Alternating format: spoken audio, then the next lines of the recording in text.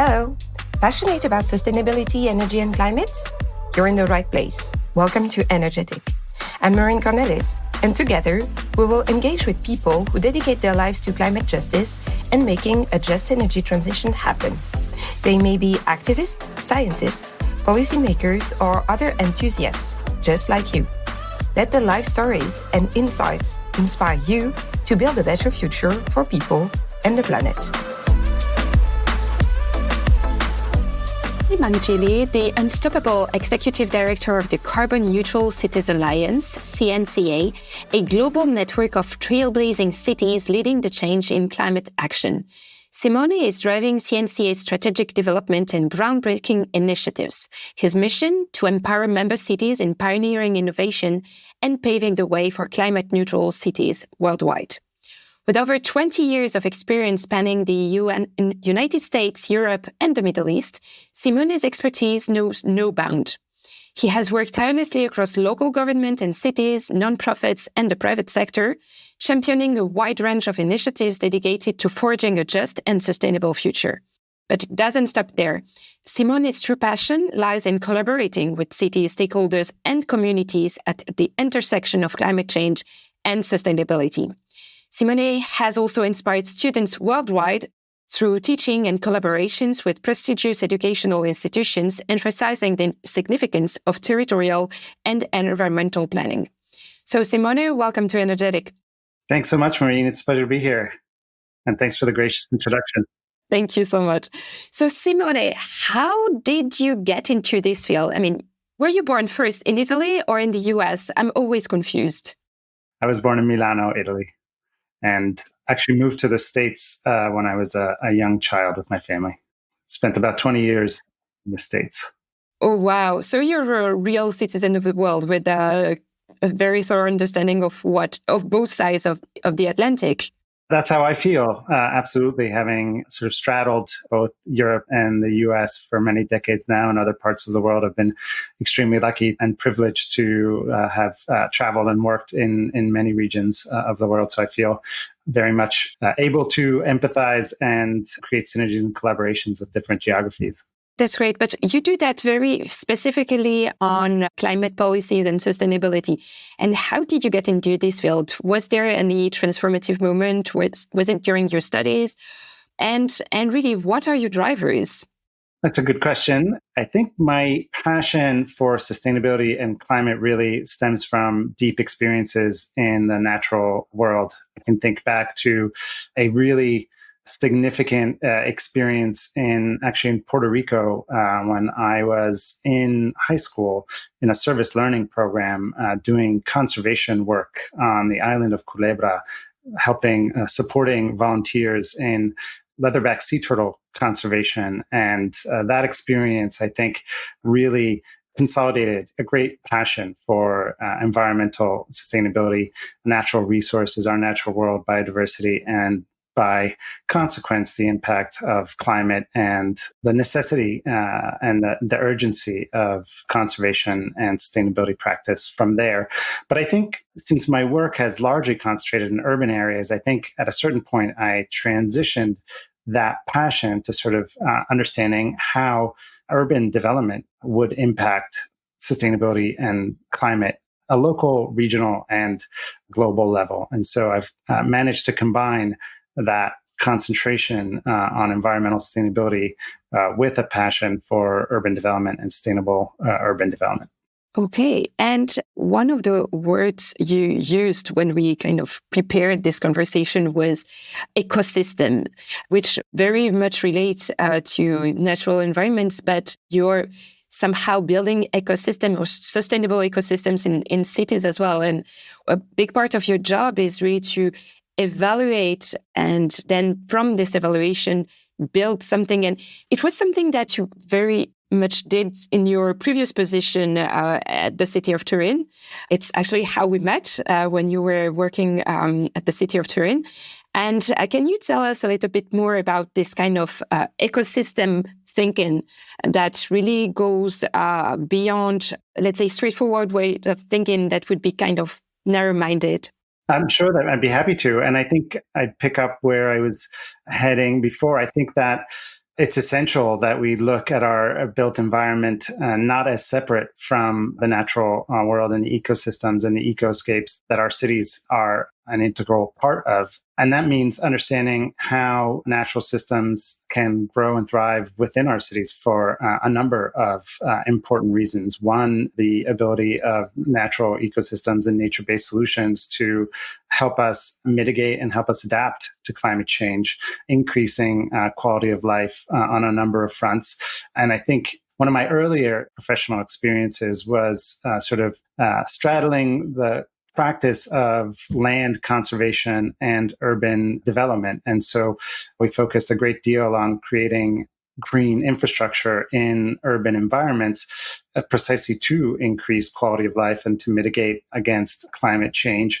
And I've taken that approach further in the city of Torino. I was lucky to be able to have the opportunity to develop a number of, I think, innovative initiatives with our colleagues at the city of Torino to base long-term planning around the optimization of ecosystem services. So looking at our green infrastructure systems within the city of Torino and understanding how to augment, support, and optimize that green infrastructure in order to generate a whole host of ecosystem services that would benefit residents and also ecosystems overall. So for me, it's quite natural to think about the nexus of green infrastructure, nature-based solutions, community development, social equity, and climate mitigation and adaptation.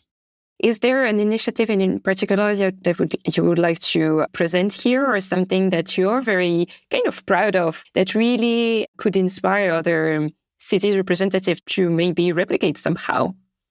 On that same front, one initiative that we pioneered in the city of Torino was really a comprehensive valuation of ecosystem services generated by the entire green infrastructure system of the city of Torino. So a citywide evaluation based on almost 10 different ecosystem services to understand exactly the contribution that green infrastructure makes to the everyday quality of life of residents. So that meant really digging deep into an understanding of what ecosystem services are generated by our green infrastructure, how those change and evolve over time, what actions can be put in place to maximize or optimize those ecosystem services, how to communicate that value to residents and to policymakers and other colleagues, and how to develop cross-sector collaboration across city departments to understand how, as a whole, the city can operate in such a way as to maximize those ecosystem services. So that, I think, that as a basis for long-term planning was quite, innovative, but it also created a number of opportunities for the city to engage private stakeholders, to engage residents, to engage other institutions and partners in the work to optimize and to increase the green infrastructure in our cities. And so that led to opportunities to work with private sector on urban forestry initiatives. It led to opportunities to work with environmental and community groups and community residents on the improvement of public green space and open space. It led to opportunities to work to generate and develop systems for private development to engage with the green infrastructure system and to really integrate climate adaptation and in some cases mitigation into their development processes. And so I think it was really quite exciting to have unique constellation of sort of opportunities come together from all of this work. Yeah, and what I find really interesting as well is that you no longer work with the city of Turin, and there has been some political changes, but that's part of the democratic process. But still, the city seems to have built, like the current local government seems to have built a lot on this previous experience as well. And we both live in Turin, and we can see that every day that there is a continuity between what was done by the previous administration and what is being done currently, and that this kind of work that you perform really prepared the ground for also the funding that arrived, following the COVID crisis and all the climate mitigation money that has come with that, what's called PNNR. So it's really like interesting to see that there can be continuity, and when you really prepare the ground, I mean, the rest actually follows through, and that's quite inspiring, really. I couldn't agree with you more. I think the approach that we took was based on building capacity within the city administration itself. So a lot of the work that we did in preparation for the development of the strategic green infrastructure plan, of the climate resiliency plan, of the sustainable urban forest management plan, and so forth, was really done working very closely with city offices. And I think there are other approaches of sort of handing off a lot of that work to consultants or to other institutions. But we felt very strongly that this was a key part of the process, was building capacity within the administration. And I think, like, just to be very honest and quite frank, any new administration has to gain the trust and sort of a partnership of city administrators, and that takes some time. And over the first couple of years, I think we worked hard to do that. And once I think that partnership solidified then and that trust consolidated, I think we were able to do a great deal together in partnership with the city offices, and to really develop sort of a long-term capacity that to this day continues to, I think, underlie a lot of the approaches that the new and successive administrations are taking. And I think part of what we see happening today because of the funding from PNRR is definitely a result of the fact that we cultivated that ground, that we did develop the long-term planning tools that form the basis of a lot of the projects, specifically in green infrastructure and climate, that we see today. So we see lots of urban acupuncture, climate adaptation and resiliency work happening in different neighborhoods in the city, de-paving and adding, integrating green infrastructure to manage stormwater, to mitigate against urban heat and heat island effects, and create more walkable, safe, inviting places for folks. So also attracting different, more sustainable and soft modes of mobility because of that. And so it's really exciting to see all of that. At the same time, we see a lot of urban forestry work continuing onwards with a number of partnerships that have been, I think, very successful in engaging private sector in advancing the climate goals of the city. So I think it is actually very inspiring to see that continuity and to keep following these projects and initiatives as they evolve. Yeah, and it's nice also to be like an outsider somehow. Say it's also the result of my previous work, but I don't have anything to say about it anymore, and that's good to see somehow your legacy. And building really on this kind of experience, it feels that your work as the executive director of CNCA, the Carbon Neutral Cities Alliance, was exactly made for you, because you now have a pivotal role in shaping the future of cities worldwide, really. And you are like steering them into a more sustainable approaches as well, which means a lot of granular work with them to build capacity at their administrative level and to go beyond, let's say, short-term political agenda, but really have a long-term conversation. So could you elaborate a little bit more on CNCA and how it differs from other initiatives that involve cities, and also share some kind of replicable practices that you have noticed since you've started with CNCA?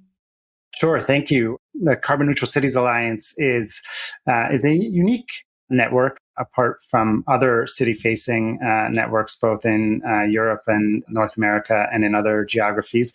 Born in 2015, the Alliance is composed of just over 20 cities across various geographies. So we have 9 members in North America, 7 in Europe, 3 in Australia, 1 in Japan, and 1 in Brazil. But as you can tell from the size, it's a very intimate organization. It's a very intimate alliance. And that's when I think of the distinguishing factors is all of our cities are leading are those cities that are really, I think, were already defining and setting really ambitious targets back then for carbon neutrality and have continued to lead the way over the past almost decade. And they really, I think, created this alliance as a space for collaboration among leading cities, as a space to share learnings, to create collaborations, to create opportunities to innovate together, but also spaces to build capacity and develop new approaches in emerging policy areas. And so, we, I think, work closely with other city-facing networks on a number of fronts and are very keen to maintain active partnerships and collaborations. And yet at the same time, CNCA, I think, offers a distinct kind of value proposition for our members in terms of the ability to be a space that's member-driven by the cities themselves and set the agenda for their activities and do so in a way that's agile, that's responsive to where cities and members are at the, at any given point in time.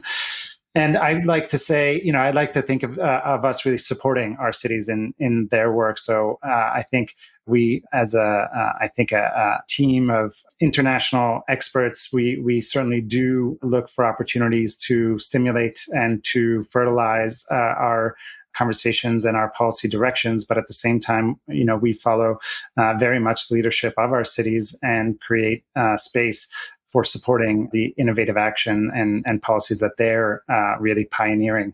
So some of the places where we're, I think, most effective and most engaged, some of the spaces in which we're most sort of engaged in terms of leading in the development of scales and practices and policy innovations are probably around how to center equity and justice in climate action and in reaching climate neutrality and carbon neutrality goals, but also in other areas, how to broaden our policy efforts to think more broadly about emissions in the urban environment, to include those emissions that are embodied or embedded in our consumption patterns and in our lived built environment and so forth. So looking beyond the sort of traditional calculations of where our sort of point source or non-point source emissions come from to slightly further afield along the whole life cycle of everything that is consumed in the urban environment. So it's, as I said, a very intimate space full of collaborations, full of opportunities to create relationships, to create trust, and to innovate among practitioners. I think that's also something that needs to be highlighted, is that our members, our core members, really are the policymakers and practitioners leading the innovative pioneering work to meet carbon neutrality goals. And so that also is, I think, a distinguishing factor. So you invited me last year at one of your CNCA's event, and I found it really, really interesting how open your members were to discuss, to really share their struggles as, you said, policy managers and really policymakers. And the platform of discussion was really, let's say, they were really open to vulnerability in a sense. And I found it really inspiring that they were sharing that they were facing issues in certain areas or towards certain public. And indeed, what I also found really, really inspiring is that they all understand that climate equity comes with this fair share of climate justice and really a better integration of the most vulnerable populations of the town that really inhabit them. And I was really wondering, so in your work and your activities with CNCA, how do you really make sure that social equity remains at the center of policy development and also at the level of the implementation of your work? Well, thank you, Maureen. Yeah, I think for CNCA, the equity and justice work is a central pillar of our organization as an organization in and of itself, but also as of all the support that we provide member cities and not just member cities. It's really I think a central driver and the starting point for us of how we can support our city officers in developing climate policy for a just transition. And it varies, I think, somewhat across geographies where cities are in their experience and processes related to centering equity and justice in the transition. But we take an approach that I think is context driven. So meeting our member cities where they are and helping to build capacity from that starting point. And I think we're successfully sort of bringing along work in a number of cohorts in North America, in Europe, in Australia, and so forth, that I think is really building a kind of a broad understanding of how to best center equity and justice in the transition, and a body of innovation in doing so in practice, whether it's developing equity assessment tools for climate plans and climate policy, or supporting cities in deepening their relationships with local communities and developing approaches to engage and shift power really towards communities in defining climate challenges and developing climate actions and initiatives. And we often find that our policymakers, our core members, don't necessarily share the lived experiences of all of the communities in their cities. And so creating the space for those communities to be a central part of the process is really the what underpins the support and the work that we're trying to support our cities in doing. Yeah, indeed. So what are actually the most pressing challenges or obstacles the city may face in their journey towards social equity, toward climate neutrality as well? And how does CNCA actively address and try to overcome those challenges and to support cities really effectively? I think one of the main challenges is that we have a lot, most of our cities, many of our cities, and many cities in general, who are taking aggressive climate action are doing so recognizing the urgency of the situation, of the challenges, of the scenarios that are unfolding. And in so doing, I think have rightly set themselves very ambitious targets that are often more ambitious than national targets or even regional targets. And so there's a natural, I think, inclination to try and really achieve big reductions, big wins as quickly as possible because of that urgency.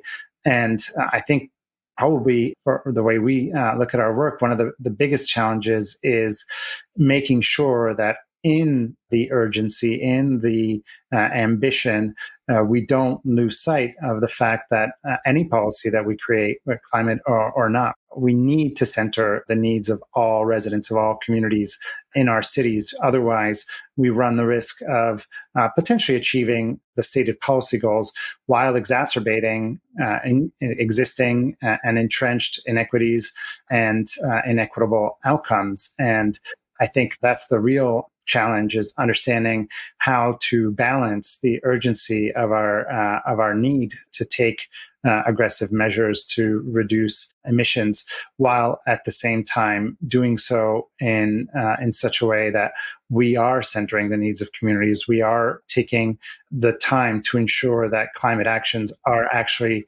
studied with communities and implemented with communities in order to reduce inequality, to redress inequality, and to achieve more equitable outcomes across our cities and communities. And in particular, when we prepared this conversation, you mentioned embodied carbon in infrastructure.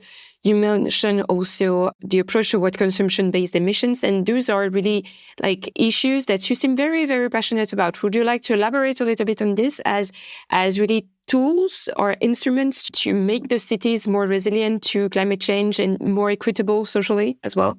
Absolutely. I do think that in these pioneering policy areas of embedded and embodied carbon, what we're doing is moving beyond the traditional emission sources that could be related to the energy use in our cities and the energy systems and our systems of transportation and so on, and moving towards those emissions which are a little less evident as sources in our cities. And they often entail choices in terms of consumption when we're talking about the kinds of goods that we use and consume in cities. But they also often entail choices that are sort of upstream from the consumer in some ways, especially when we think about the built environment, the buildings that surround us, that constitute our cities, that, I think is pretty generally accepted, generate almost 40% of emissions in our cities. And when we think about not just the operations of those buildings, but also the whole life cycle emissions associated with the building materials, the construction process, the life cycle of the use of that building, and then eventually the demolition or deconstruction and the waste generated from that whole sector, I think we begin to see that there is an entirely sort of much larger and broader space for climate action. And both those realms, whether it's the built environment or the consumption of goods within our cities, because they entail choices, whether in defining choices for consumers or in choices that consumers make, inevitably have implications on questions of equity and equitable outcomes. I think we can see that on a number of scales, looking at the types of transportation modes that are available to different communities. I think there's deep questions of equity embedded in those in the access to different modes of transportation. If we look at the goods we consume, looking at urban food systems, I think there's deep inequities in food systems and existing urban food systems, and there's incredible opportunities to generate new jobs, new skills, new social capital and community around urban food systems in such a way to, I think, really prioritize equitable outcomes.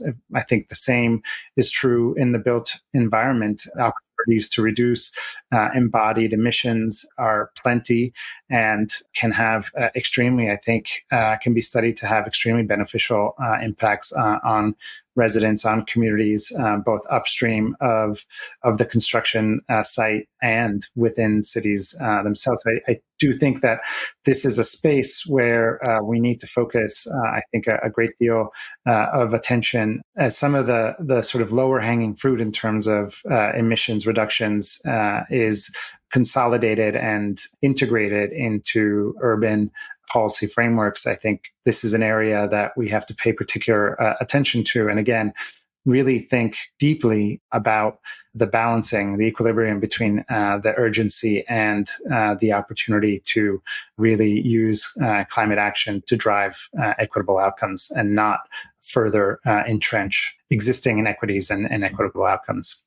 Yeah, that's really, really interesting. And that's also the whole purpose of this podcast, really, to have this kind of, promote and raise awareness around those initiatives that go beyond, let's say, a black and white take that big cities are only for, or a large city, rich cities are only for rich people, because it's actually way more complicated than that. And to make their space for everyone and to make big cities happen, they need whole different kind of people, all different kind of jobs, all different kind of background as well. And that's really, really super inspiring that now policymakers understand that and want to give space to multiplicity of experience, of background, of solution as well. And by being proactive in those directions, they also leave more space for innovation, for some kind of sandpits as well to try new things.